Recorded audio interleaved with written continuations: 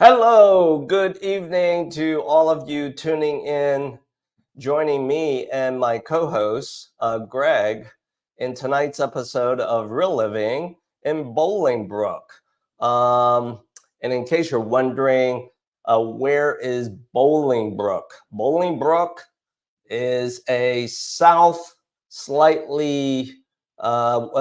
west, slightly south suburb of the Chicago metropolitan. And with that said, let me, yes, my co-host Greg, he's ready to join us. Let me bring him into the conversation. Here we go. Hey, everybody. Hey, how you doing, Bill? Good. Am I correct? Bolingbrook, it's a west, slightly south suburb of the Chicago metropolitan. Yeah, we're bordering Naperville. A lot of people know where Naperville is. Bolingbrook is really in a really nice spot. It's a sweet spot. It's a huge city. It's very large geographically. Yeah. But we have I-55, which is on the southern part of Bolingbrook, which goes to Chicago. And then we have 355, which is on the border of the east side, which goes to the northwest suburbs. So we have a couple of highways here. We have a lot of big industry, big business here. So there's a lot of jobs, great amenities here, just like Naperville. I'm always so impressed with the amount of amenities and what we have that's all just right around this area, whether that be just in Naperville or here in Bolingbrook. We have some of the best restaurants, some of the best grocery stores, some of the best gyms. Lifetime Gym is here. Yeah. So it's a pretty awesome thing. With that said, and I don't know if we've ever talked about this earlier, and I don't know whether or not you know this, but Bolingbrook, if you live in Bolingbrook, you have the opportunity to attend, depending upon where you live, there's four different high schools that you could go to if you live in Bolingbrook. So, it just really depends on what area of Bolingbrook you live in. You might go to Plainfield. Yeah, you might go to Plainfield East, which is a 10 out of 10 school. You might go to Naperville's Neuqua High School, which is like a 9 out of 10. You might go to Naperville Central, which is pretty much a 10 out of 10. All the schools are like that. And then the majority of Bolingbrook goes to Bolingbrook High School. Gotcha. So would I be correct then to guess, given so many choices, that also translates to a pretty wide spectrum of housing stock and housing prices, right? Yeah, exactly. What's funny is I just looked it up. We have homes on the market right now really as low as $325,000, and that's a 3-bed, 1-bathroom home. Okay. And then we go up to as high as $875,000, and that's just what's available right now. So last month, in my subdivision, I live in Fairways of Augusta, so I go to Neuqua High School. We had a house here that closed for I think it was $1.2 million. Wow. Yeah. Now that house was incredibly awesome. It had a real nice swimming pool, beautiful finished basement. It was absolutely gorgeous. And then we have another subdivision, which is right down by Bolingbrook Golf Course, right off of 119. And that subdivision, a lot of the homes are right around $1 million, a little over, a little under. So, but you can really find housing if you wanted to go townhouse, condo, anywhere from about 200,000 on up to about 1.2, 1.3 million. Wow. So that really then, as I mentioned, it covers a large spectrum, and it serves very obvious, your first-time buyer to your very established full household, full family. Correct. That wants to golf, wants to swim in their own pool in the backyard. Love it. Yep, absolutely. It's a beautiful place to live. I love everything about Bolingbrook, even the local politics. I like, the mayor is awesome. Can't say enough great things about her, but the whole everyone here is great. The police are incredibly awesome. Yeah. We've had to call the police a couple of times, and I kid you not, within like a minute, they're pulling up. Well, It's just unbelievable. that's the true definition of immediate first responders. Yes.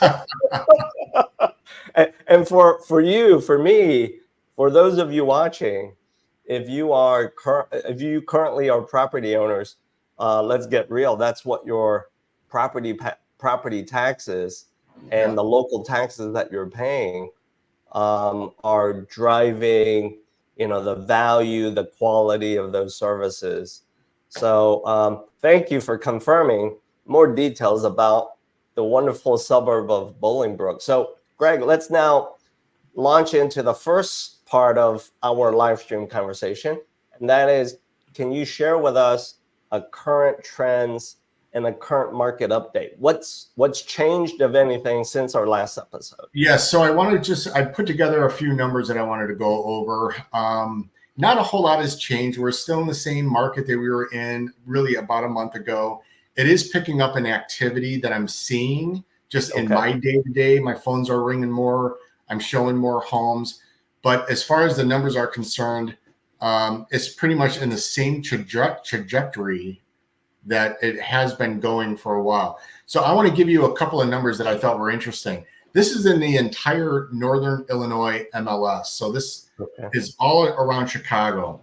I want to go over the price per square foot. In 2023, it was $174. And then this year in April, this is just in April. So April of 2023, 174.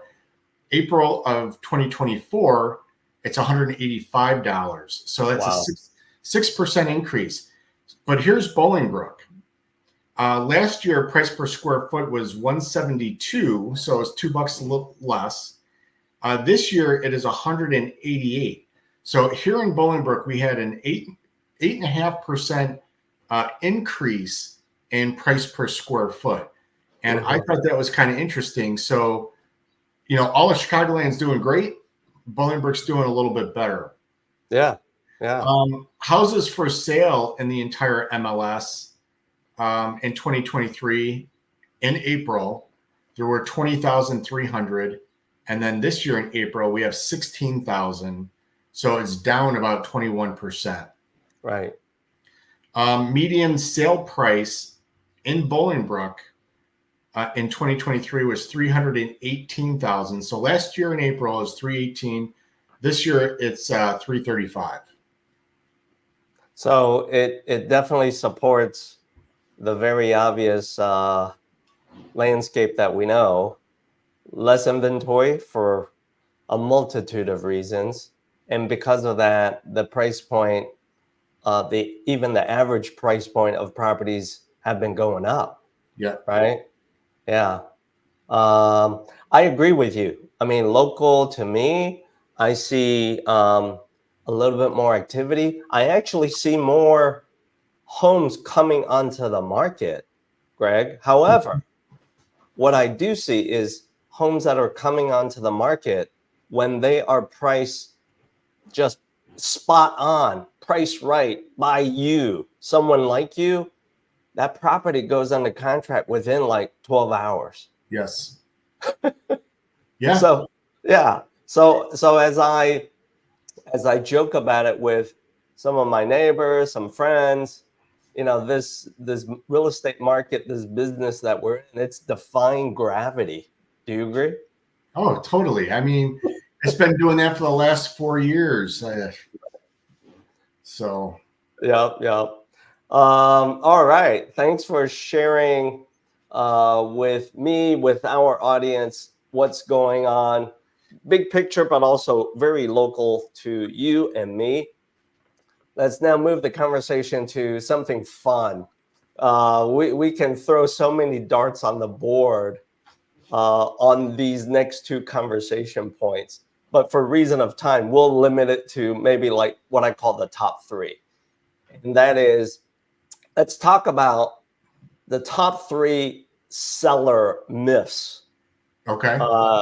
So I'll lean in with one, right? Okay. One very obvious seller myth is, I'm under contract. I got a buyer who's gonna close. And my speaking to this myth is, okay, that's the first step. It's not done till it's done. That's so true. Yeah, and that's exactly true. It's not done until it's done. What do they always say? You never count your money until it's in the bank. That's right. Don't count your chickens before they hatch. There's so many moving parts to real estate, like literally probably 100 different things that could happen. True. That's going to impact whether or not that deal closes. Right, right. But that is a good myth. I mean, a lot of times people think it's done. You know, I have even on the buy side, I have buyers that, hey, guess what? The seller accepted your contract. And they think, awesome, you know, we're done. It's like, no. You're not done. In fact, it means really nothing until you have it in writing. And then you have a little bit more teeth in it. And then you got to get through the inspection period. And then you have a little more teeth in it. You know, it's just, it just keeps going. Yeah. Well, what's another seller myth from your experience? I'm sure you've got a lot of stories, but what's another one that you care to drop? Well, you know, I would say that because of today's market, I'm going to say, and this is a myth that's been going on for a long time, I can save money if I go FSBO as opposed to using an agent. Right. The reason why, and the funny thing, like whenever I talk to clients, you know, I'm always like, hey, look, you know, you can sell your house on your own. Right. Anybody interested in selling their house, you could put it on probably Craigslist and get an offer on it within a couple of days. Right. And they think, oh, this is easy. You know, I'm just going to do my own marketing and stuff and get an offer. The difference with using a good agent is the difference between having one offer to look at and having maybe 10 offers to look at. Bingo. And then being able to analyze what ones are the best, pitting them against each other, driving the price up. So I would say you really cannot save money by going FSBO. Yeah. And also, I mean, in that story, let's get real. The process is, because it has so many moving parts, the process has its roller coaster ride of emotions, right? Mm-hmm. You're excited. Oh, I got 10 offers. Of course you should be excited. But then the challenge is, which is the right one? Which is the best one, right? It's always price and terms, right? Are you getting the best price?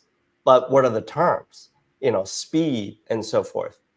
And also, just like you said, things can happen during that initial phase, the attorney inspection. Things can happen in the middle. Things can happen in the remaining third of the process. You just never know. And sometimes, back to what you said, can you sell something on your own? You can, but you may have to endure all of that stress all by yourself. Yeah, and try and figure it out. So I have a good a real estate company here in Chicago. The guy owns a broker, and I was watching him. He said something like 80% of his transactions fall through if there's not an agent on both sides. Really? So if the buyer comes in unrepresented, it's going to fall through. It's at 80 something percent that it's going to just fall apart. Yeah. Because they're not going to understand contingencies and dates and all that kind of stuff. Right. They're going to get something messed up, and it's going to go by the wayside. Yeah.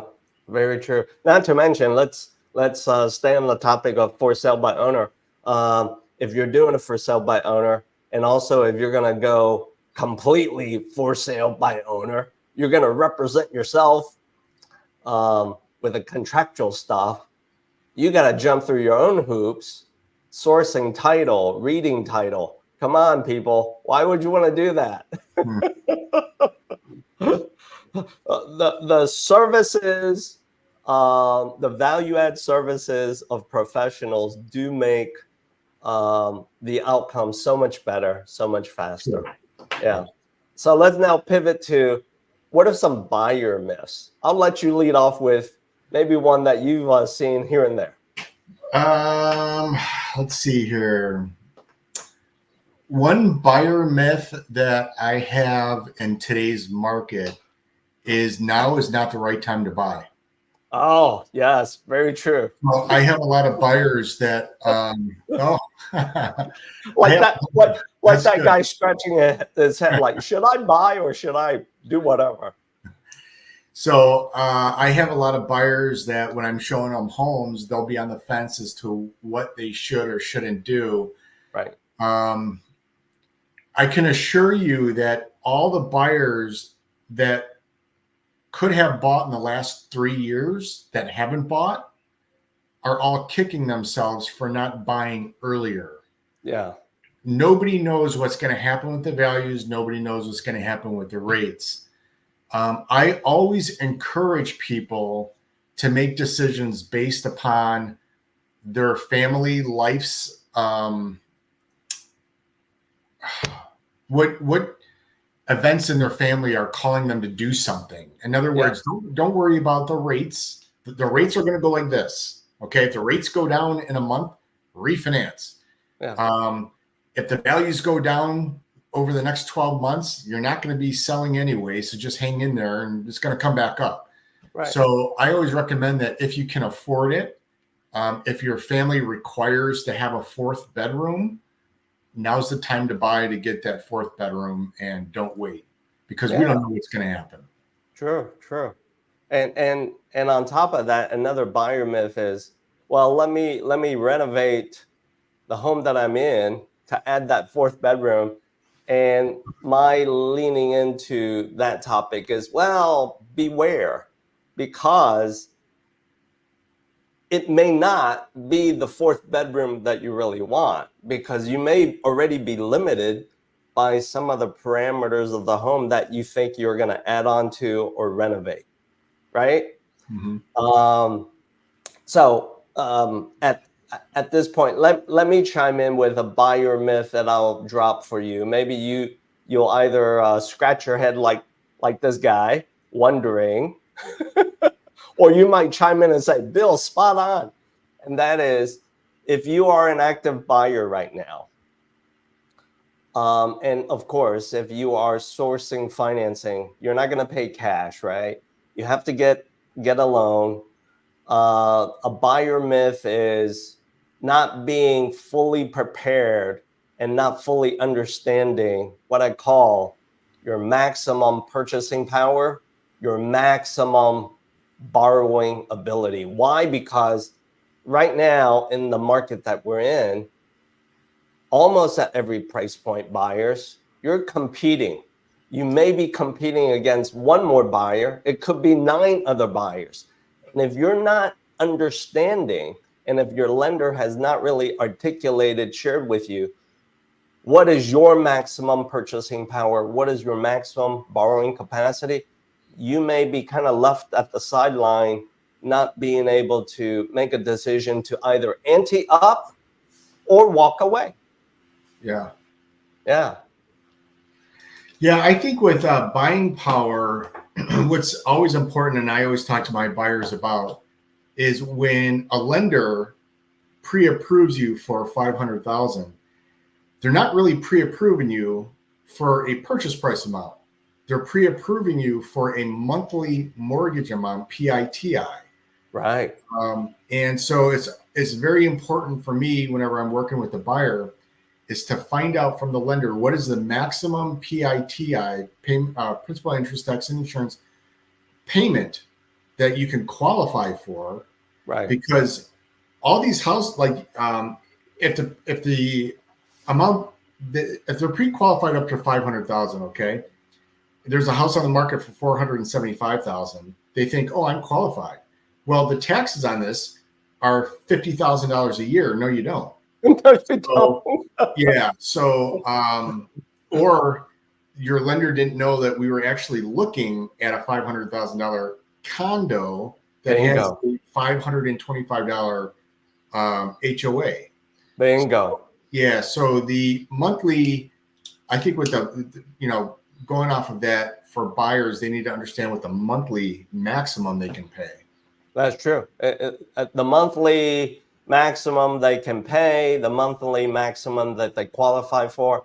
And if you don't know, this is where it's important, lean in, rely on your lender with experience to kind of educate you, and ask the question, which is, what estimate, what conservative figures are you using to qualify me? That's so important. Yeah. Yeah. Care to drop one more buyer myth before we wrap up for tonight? Sure, but go real quick before we do. You just made me think of something else. Okay. When you were saying that the buyer should understand what is going into their qualification to make that up, the reason why that's so important, because if they actually wanted to buy a bigger home and you're not qualifying for them, if they would just understand that you might be using a debt like a car loan that has 12 payments left, True. and in just 2 more payments, they wouldn't have to include that car into their debt ratio. They would qualify for so much more. So a lot of times when they understand what you're qualifying them off of, you can play with the numbers. You can pay off that debt, or you can refinance that debt in order to qualify for more. So that was just a good one. I just wanted to throw that out there. Yeah. I would say maybe the myth of it's cheaper to rent than it is to buy. It is not, right?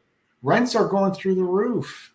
I know. And if you rent out a home and you're planning on staying there for a few years, okay, what I'm hearing is that once you're in there for a year, that rent price next year is boom, it's going up, because the landlord knows it's difficult for you to move to somewhere else. Yeah. So likely you're going to be paying a higher price.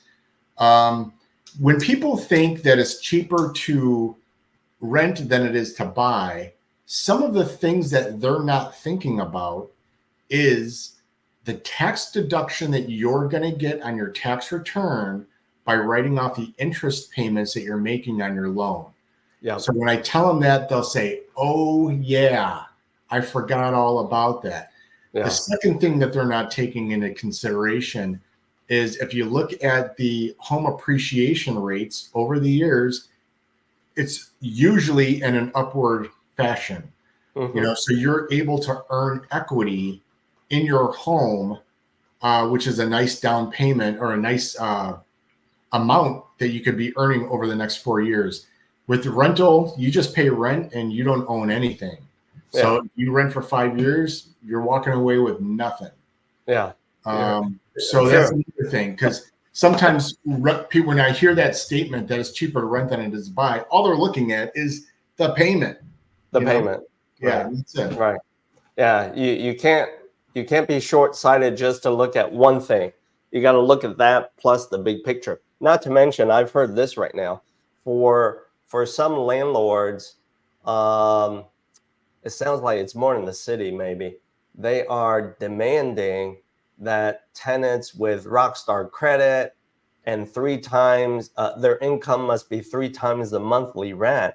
Well, Greg, let's laugh about this. If they have that persona, they could probably buy something. Exactly. I worked with a lot of landlords and investors that own different homes. Okay. They have all this criteria of who they want to have rent their home. And it's like, what are you kidding me? I know. And making the person, when they move out, $550 for a cleaning service is one of them that they require. They'll take it out of the security deposit. What are some of the other things that I've heard that are crazy? You can't do anything to the home, to the home, unless you get approved. Right. You have to maintain the yard, otherwise you get fined. Right. Just a whole bunch of rules. Who wants to live like that? Spot on. So, audience members, as we wrap up tonight's live stream episode, thank you for tuning in from wherever you are. If you are in Bolingbrook, hey, next time you see us, chime in with your comment, just like Greg did, with what you love and enjoy about Bolingbrook. And for those of you watching, if maybe you've got a work or job relocation that's maybe moving you into or near Bolingbrook, and along the way, you're going to be making more money, chime in as well. We love to get your response and feedback. Greg, for tonight, this is a wrap. So, well, you know, thanks for joining, everyone. Yeah, exactly. So don't work too hard answering those phone calls as activity is picking up for both of us. But it's the nature of our business, right? Yeah. I take calls pretty much all through the night. When I go to, and I always tell my clients this too, you can call or text me at any time you want, because when I am going to bed, my phone is off. So I don't get anything until, so if I'm up in the morning and a text comes in at 7 o'clock and they're like, oh, I'm so sorry. No reason to be sorry. I'm up. You're up. Yeah. Otherwise, my phone is off. Yeah. You're up. You're going to respond in the right order. There you have it, everyone. That's a wrap until. Wait. With that said, I got to tell you, I had a buyer that texted me at like 7 in the morning, wanted to see homes. And I just woke up and I said, sure, no problem. Let's go tonight, 5:30 or whatever. 5:30 came around and he was like, hey, where are you? I'm like, wait, what? I looked back at my text. I'm like, oh my God. I'm like, I had just woken up and sent that text message out and it completely got washed from my brain. Be careful what you ask for, right? Yes. There you go. All right, everyone. This is a wrap for tonight's live stream. See you guys in the next episode, 4 weeks out from today. All right, Greg. See you later. Okay, we'll see ya.